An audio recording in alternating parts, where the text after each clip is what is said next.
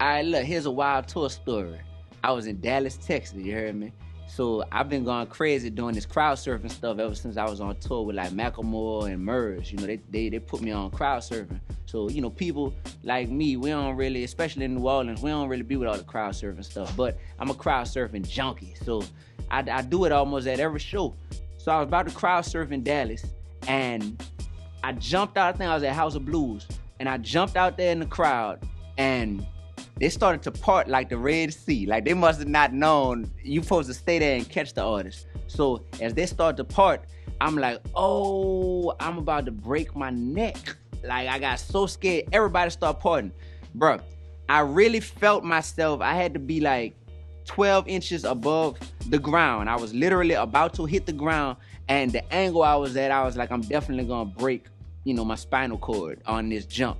Man, all of a sudden, bro, I felt this huge human being with just like 4 fingers. It wasn't even a whole hand. This dude just like clawed me and just like grabbed me before I hit the ground and like lifted me up and was like single-handedly holding me in the air.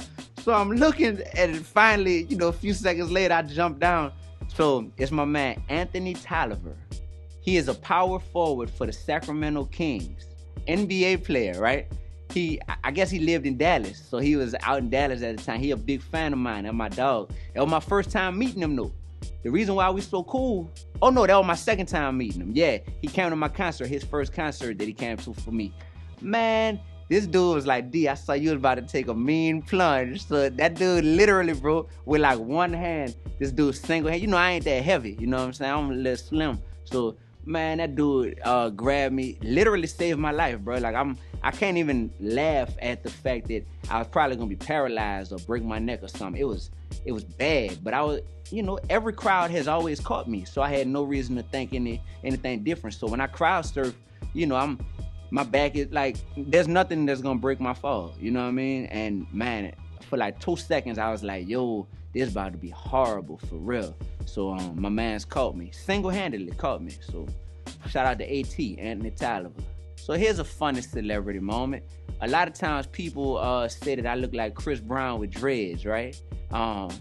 That's not true, by the way, but people say that all the time. So I'm at a concert and I see Chris Brown, you know, chilling backstage. He about to come out as a special guest. So I'm like 6 feet away from Chris Brown. So I ain't never met homie before.